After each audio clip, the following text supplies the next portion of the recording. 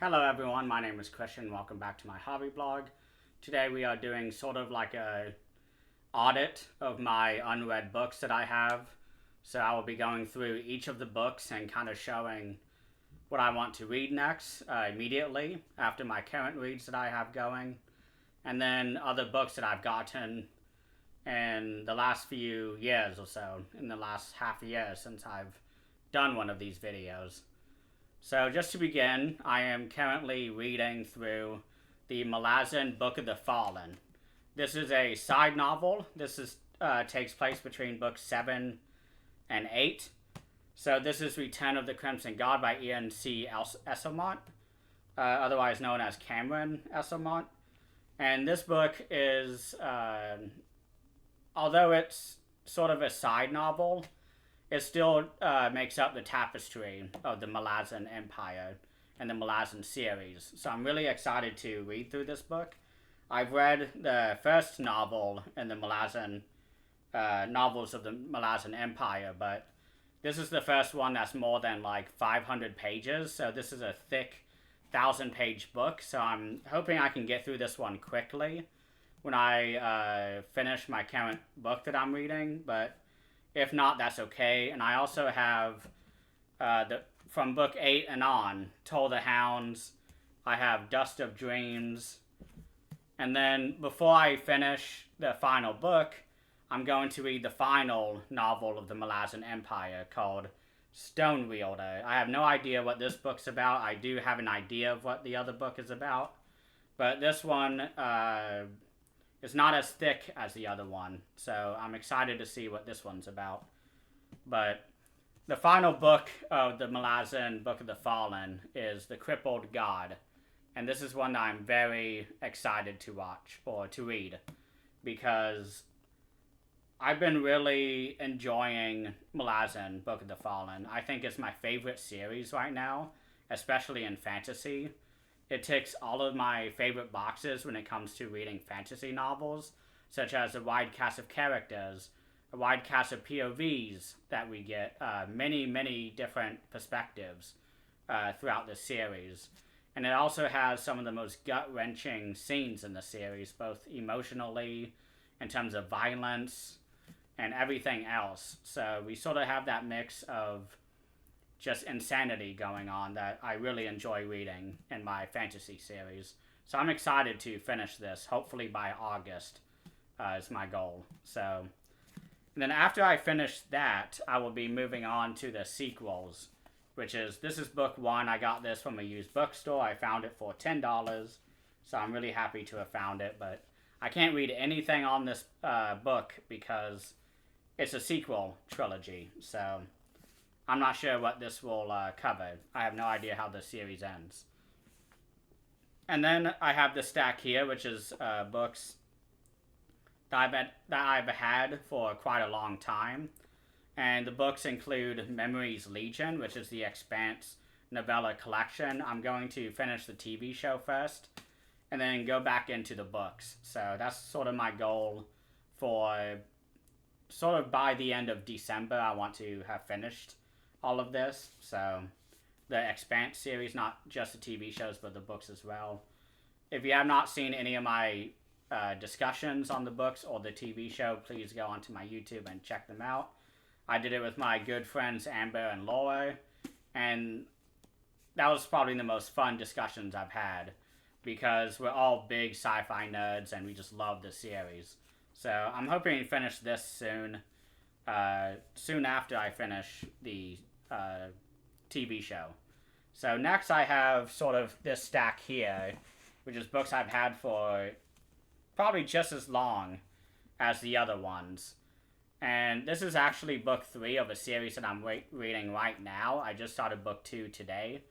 But this is the Live Ship Traders series. This is book 3 called Ship of Destiny. I'm currently reading Mad Ship, which is book 2. And I'm loving this series. This is by Robin Hobb, who is an author that I've read already. I've really enjoyed the Farseer trilogy, which takes place before this trilogy. And all of these trilogies encompass one series called The Realm of the Elderlings. And it's amazing. I love these books. They're very hard to read, though. They're very emotional, and the descriptions are very flowery and deep and very dense. So it's actually hard to read it all the way through very quickly for me. But I'm really excited to be getting through these books. So the next book, and this is a series that I've had since high school, actually. I just haven't opened it yet because the books are still ongoing. The series is not done yet. It's been going since the 90s, I want to say, but that is the Dresden Files. So these are all 3 books together in one box set. And I don't know really anything about this series except that it's basically a scientific or a sci-fi fantasy, not really sci-fi, but a fantasy supernatural detective is investigating like the supernatural and monsters and all of that, and I really have no idea what it's about aside from that. But I've heard very good things about this, so I'm excited to eventually get into it. And I'm going to start putting these up here. This is how I had it before I took all these books off the shelves, so I could show it. But the next book that I have is one that I wanted to read last year, but I just never got the motivation to read it. And that is the book by N.K. Jemisin, The City We Became. This is a book that has been doing very well in terms of reviews and ratings. And N.K. Jemisin's an author who I've been really wanting to read for a number of years, but I just haven't had the motivation. I have so many books to read, as you'll see throughout this video, but this is one I'm excited to read. So I'll get to that soon. And then I have this trilogy here that I picked up because Brandon Sanderson mentioned how this was one of his favorite authors growing up. And it's I'm not sure what the series is called, but I think it's Dragon Riders of Pen. But it's these 3 books here, The White Dragon, Dragon Quest, and then Dragon Flight by Anne McCaffrey, who is someone who I've known about in the fantasy kind of sphere for quite a while, but I'm not, I don't really know anything about this author or these books, so this will definitely be interesting to read through for me as I see sort of what early fantasy looks like, because this is from the 70s or 80s, I believe. So, and then next we have these 2 books here, which I've had for a very long time. I've been not really collecting them since they've been coming out, but it's very close to that. And this is the First Law series, where book 1 is called The Blade Itself by Joe Abercrombie. And we also have Before They Are Hanged, which is the second book in the trilogy. And this is a series that I've been wanting to read because it's grimdark. I haven't really delved too deeply into the grimdark, but I'm really fascinated by that genre and what it has to offer, because I love what's going on in Malazan, which is very grimdark, some would argue. But these books are very nihilistic, I've heard, and just very depressing to read. So that's sort of a genre I've been wanting to get into. So I have those going for me. And then I have these books here, which are just sort of random books I picked up from the used bookstore. And the first one is from the Dragonlance Chronicles. This is the very first book of that series by authors Margaret Rice and Tracy Hickman. These are very famous and essential fantasy books that were released back in the 70s through even to today. I think they're still releasing these books. So I'm excited to delve into this. This is what a lot of the Dungeons and Dragons sort of became, that game. These books were written based off of those manuals and the world building and all of that. So as a big D&D nerd, I'm very excited to delve into this. And then next I have a novella here, which is going to bridge 2 series together that I'm really excited to continue on with. And this is The Heart of What Was Once Lost, or The Heart of What Was Lost. This is the novella bridging the series of Memory, Sorrow, Thorn, and then the sequel trilogy, which is now 4 books. But this is just to catch up the reader to sort of how the characters are doing before we go into kind of the main story of the sequels. So this should be really fun. I'm excited to read this. And then we have another series by Jim Butcher, who also wrote Dresden Files, and this is the Theories of Calderon. And this is from the series of Codex Alera, which is supposed to be the Roman Legion combined with Pokemon. So that should be really interesting. I really like that idea, so I'm excited to read it. I'm going to try to go a little faster with this so it's not too long of a video. But sometime last year, I got a really big kind of kick in terms of motivation to finally delve into the World of Warcraft novels. And I have about 6 of them here. And they include Storm Rage, which is all about Illidan, who is one of my favorite characters in World of Warcraft. And then we have Cycle of Hatred, which looks to be orcs and humans, so this should cover kind of the early history of Azeroth, is what I have heard. And then we have the book Rise of the Horde, which is supposed to sort of tell about the stories of how the Horde faction kind of came together. And then we have Arthas, which is one that I'm very excited to read. I think this guy's really fucking cool. This is all about the Ice Prince, whatever his name is, the Wrath King. So, and then we have Beyond the Dark Portal. So this is more Illidan and Outland storylines going on here. And then finally, I have another Illidan-focused book called Stormwave, or Illidan is what it's named. So I'm excited to read that, but I'm not in too much of a rush to get into it because I have a lot of other books I'd rather be reading right now. But I do have these for whenever I just need to start something. So I'm going to put these up here. And then I've done all these. Okay. And then next we have a little trilogy that my father had actually recommended me that he read back in the day. And it's been sort of like a classic of the genre, but it's sort of a 50-50 reaction depending on the reader. And I actually did begin book 1 and I read about 150 pages. And I did not enjoy it at all. But I do want to finish it just so I can say that I finished it. And this is the series of Lord Foulbane, the Chronicles of Thomas Covenant. I really love this style of cover art, by the way. It's really classic fantasy from like the 60s or 70s. I believe it came out in the late 70s. I'm pretty sure. But, yeah, this should be read, I think. So I'm hoping I can push through on my second try of this series, but if not, then that's fine. I can just trade it in and be okay. So I'm going to put these up here. And then next we have just these very quick books here. I picked this up from Barnes & Noble recently, probably about a year ago.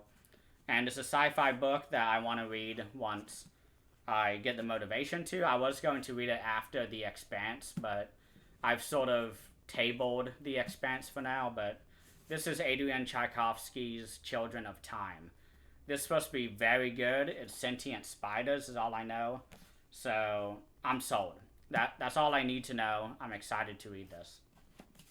And then next we have a sort of collection of books where they published it all in one go. And this is actually one of the authors from The Expanse. This is written by Daniel Abraham. And these are the books called The Long Price Quartet, which is supposed to be very political and very sort of not as action-packed, but it's still very good, is what all the reviews say. And George R. R. Martin himself gave a quote on it. So I'm excited to read this. Hopefully it's good. I've had it for like 2 years now, and the margins are small. There's a lot of text on each of these screens, or pages, I mean. I apologize. But hopefully I can get motivated to read this sometime this year. So I'm going to put this on the bottom shelf. I'm going to scoot up a bit. So the next sort of section of books I want to show is the Tolkien novels that I picked up in the last little bit. And this is the Fall of Numenor, which is supposed to tell the story of how Numenor fell and all of the details surrounding that. I've seen The Rings of Power. I assume that is not canon. So I want to actually read what Tolkien himself has written about that event. So I really love the cover art. I think this is a newer edition. So we shall see if this is as good as Lord of the Rings. And then next we have sort of like a biography type of novel about Tolkien, and it's the Letters of Tolkien. And this goes through all of his letters to Christopher Tolkien, his son, and sort of compares what he originally wanted to do with Lord of the Rings and with characters, with locations, just anything in Lord of the Rings. And then how he slowly evolved those ideas throughout the process. So I'm really excited to read this. I've had this one for about 2 years now. Maybe a year, I don't even know. But I'm excited to read it. I want to kind of pick his brain a bit. And then the last Tolkien book that I have on deck is The Fall of Gondolin. This is another epic story that's supposed to encapsulate the First Age, which is sort of the golden age of the history of Middle-earth, is how Tolkien describes it. So I'm excited to read this. It's short. It's quite short. It's about 300 pages, I believe. Not even 300 pages. So this could be like a weekend read for me. So very excited to get into those books. And I also have some manga here, which I only have one manga that I have. But I am going to go into it more as I continue my reading for this year and especially next year. I want to get into it. But this is a book by Junji Ito, and this is Uzumaki. I may have shown this in a book haul. About half of these I've shown in a book haul, but this is more like an audit again. But I really love the artwork of Junji Ito. He's done a few Netflix adaptations of his own works that are really fucking good and got me interested in him. And a few of my friends have even read this and recommended it to me because I'm a horror movie guy.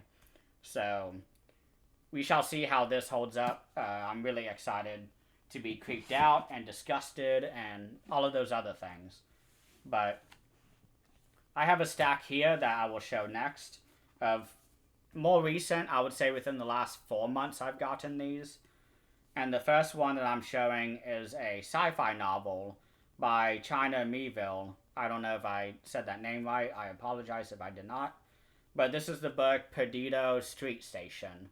This is supposed to be another really creepy sci-fi novel, akin to The Three-Body Problem, which I read and finished recently. I think earlier this year I did, and it's amazing. I love that series. But this is one that's a standalone novel, so this could be read in probably a week by me. So I want to read this soon. This is pretty high on the priority for me. China Miéville's Perdido Street Station. Putting this on the shelf. Then next, I am continuing this very, very hard to read series, and it is called Book of the New Sun.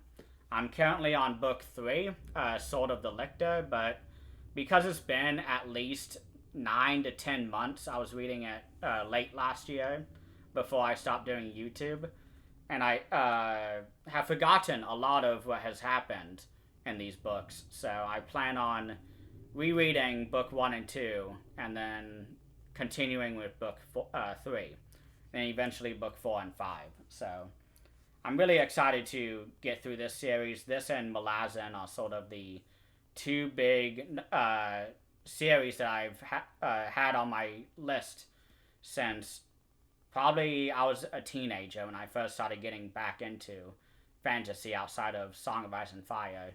So those are the last two series that are kind of ongoing from at least a decade of my life. So this will be fun to finish.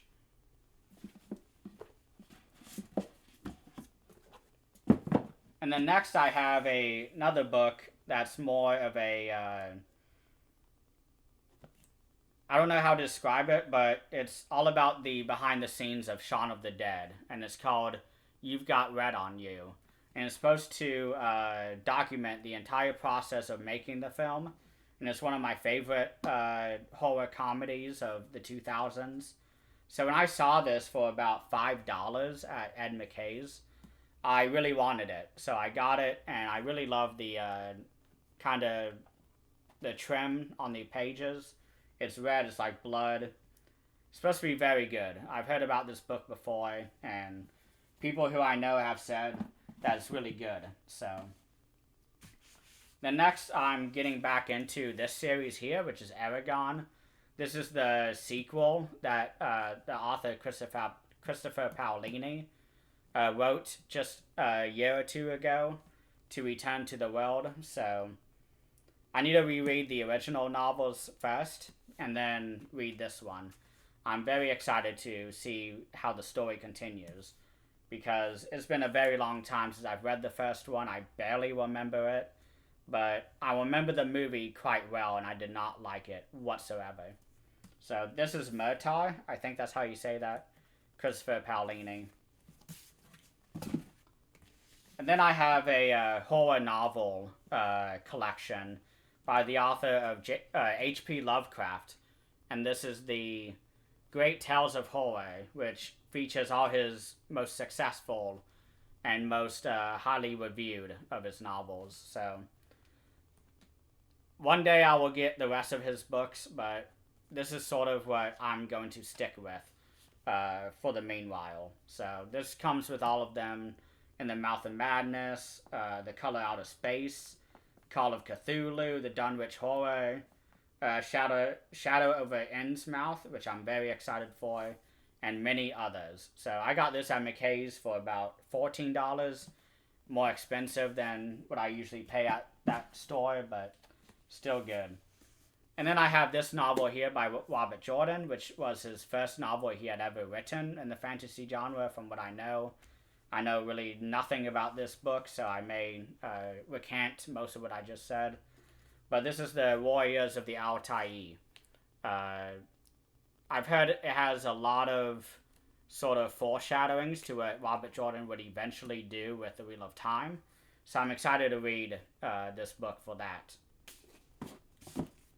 And then next we have a sort of critical analysis book, because I'm into those type of books, reading about movies and sort of what they mean and what the director was wanting to do, the script writer, all of that. And this is called Broken Mirrors and Broken Minds, and it's all about the films of Dario Argento. This is a book I've had for quite a while now, but now that I've seen almost all his movies now, I'm finally ready to read this, because there were a lot of movies that have not been released on 4K or even Blu-ray that I've been able to get my hands on. So I am ready now to read this. I just need to finish a couple other books first that I've had even longer than this one. So Broken Mirrors and Broken Minds is this one. And just to take a quick break from autobiographies and all that, we're going back to a Brandon Sanderson novel. And this is the final one of the Cosmere that I have not read. And this is one that has been doing very well in terms of the reviews. And it's supposed to be very futuristic, and it's called The Sunlit Man. I got the Barnes & Noble edition. I did not get the Dragonsteel one, but that's okay. I'm not too worried about it. But this is the final Cosmere novel that I have to catch up on. I've read all the other secret novels aside from the Wizarding Guides.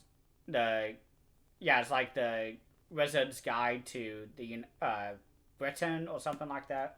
I have no interest in that, so I'm skipping it. But this is the last one that I have to read. So I'm really excited to see sort of what this is about, because I know nothing about the future Cosmere. It's supposed to be really late in the Cosmere in terms of timeline. So we shall see the Sunlit Man and what we think of him. So we're about done here. We have about 2 more stacks, but this is a book that a friend of mine recommended me because he knew that I was really into big, epic novels. And although this is not a novel, this is a religious text, this is still something that is very influential to the fantasy genre.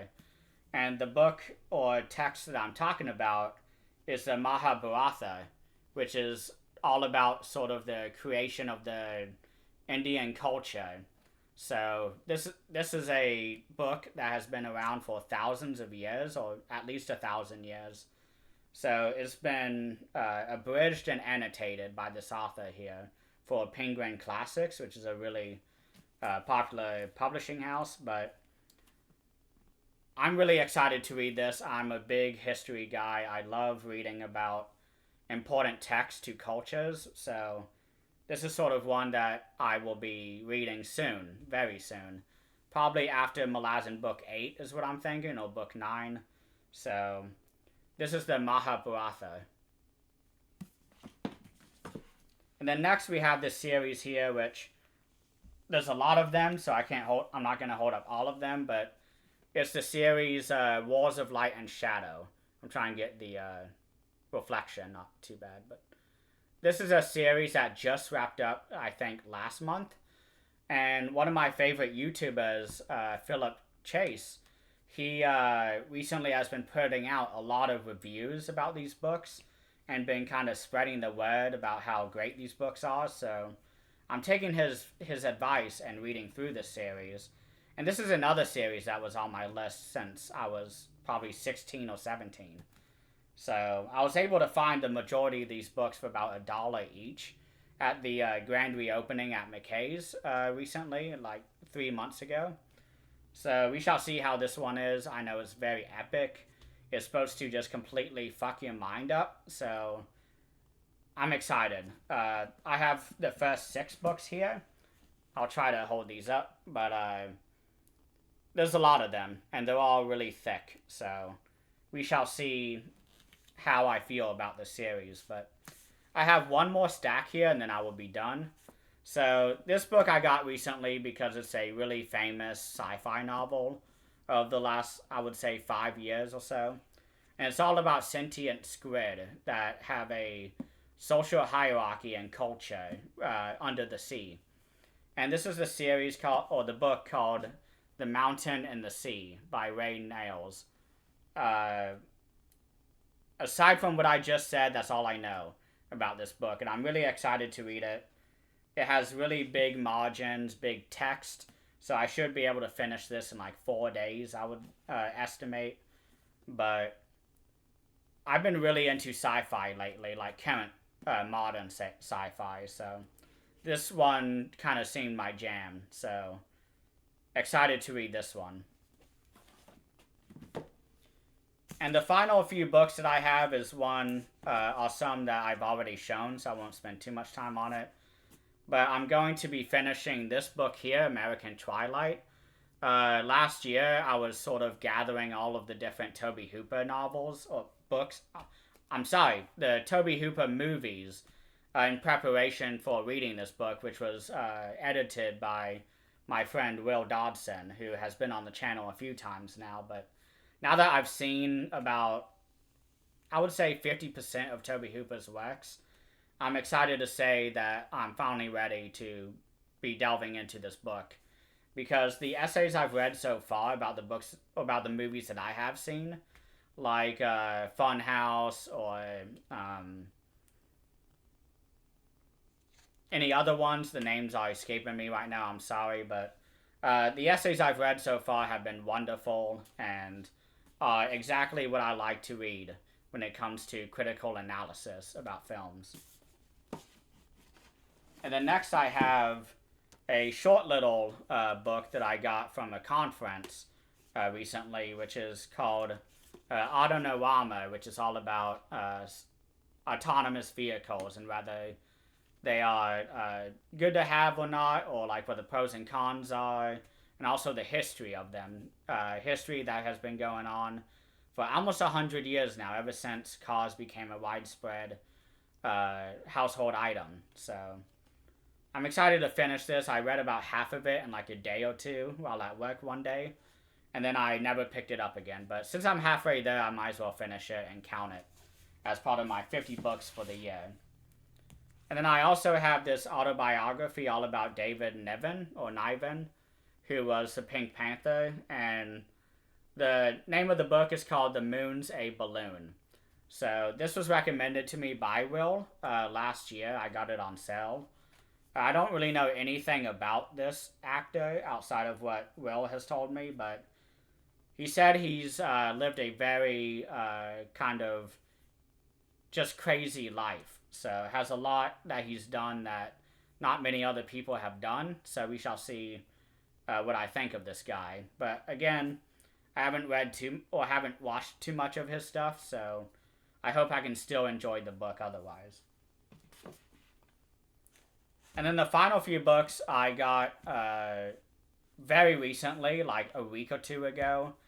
And the first book is all about Unit 731, and the name is Japan's infamous Unit 731. And the subtitle is First-Hand Accounts of Japan's Wartime Human Experimentation Program. And this was written by Hal Gold. And another friend of mine recommended this to me. And I'm very interested in war history. I think it's really fascinating. Also, just really important to be aware of so that history doesn't repeat. Because from what I've read about this sort of stretch of history, it's really fucked up. And I am very kind of afraid to read this, but I know it's really important too. So it's supposed to be really nasty. So we shall see how I feel after this. So I also got the book called The Rape of Nanking, which is all about the massacre that went on by Japan. I believe it was Japan. Yeah. And then killed or raped more than 300,000 Chinese citizens, is what the back says. But I know really nothing about this stretch of history. Unit 731 I know a little bit more about, but this I have no knowledge about. So I picked this up because it seemed like a fascinating subject for me.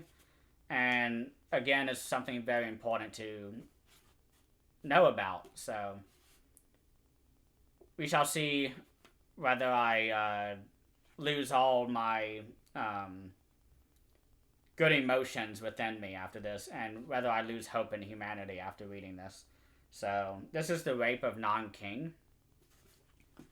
I am losing space on the shelf. And the final sort of history book that I got is called the Jakarta Method. This is a very famous book. The subtitle is Washington's Anti-Communist Crusade and the Mass Murder Program that Shaped Our World. So this is a history that I know very surface level details about, but it's one that I want to know more about, so I got it. And then finally, this book here I got from a Severance sale as part of a bundle, I believe, with the Dario Argento movies that they did last November, I believe. And this is his autobiography called Fear. I'm a huge Dario Argento fan, as a lot of people here know already, but I really want to know more about him from his own words than just how I view him as a spectator of his films. And in relation to that, I have a similar book, but it's more of a authorized biography is what the text says. And I think you can see the spine there. Sorry to spoil it, but this is Thank You for Letting Me Be Myself, which is a book all about Rudy Ray Moore, who was actually born in the same city as me. But this is one of my favorite kind of actor, director guys. He's very interesting. He has such a unique vision when it comes to movies. So I'm really excited to dive into this. I'm a huge fan of Rudy Ray Moore. I've talked about his films many times on my channel. But the final book that I have to show is one by uh, Stephen Thrower, who's a really popular and well-respected critic within the movie criticism and analysis sphere. And a lot of people know him through his Jess Franco work, but he also did this really big behemoth book all about Lucio Fulci called Beyond Terror, the films of Lucio Fulci. And Will actually sold this to me. I got it on a really good discount. It's always been like $100, but he sold it to me for a much better price than that. So I'm excited to go through this one. I've seen a lot of Lucio Fulci, but I need to watch a lot more. So I hope this was a fun video to watch. I apologize if it was a little bit monotonous, but this was more of a audit of where I am in my reading journey. My goal this year is to read 50 books. I'm at about 16 or 17, maybe 18, I think. So I'm really behind. I'm 5 or 6 books behind. I should be about halfway done with my goal, but I'm not. So that's why I'm doing this video, to sort of show what I have to read and sort of give myself more accountability in terms of reading. So thank you all so much for watching, and please have a great rest of the day.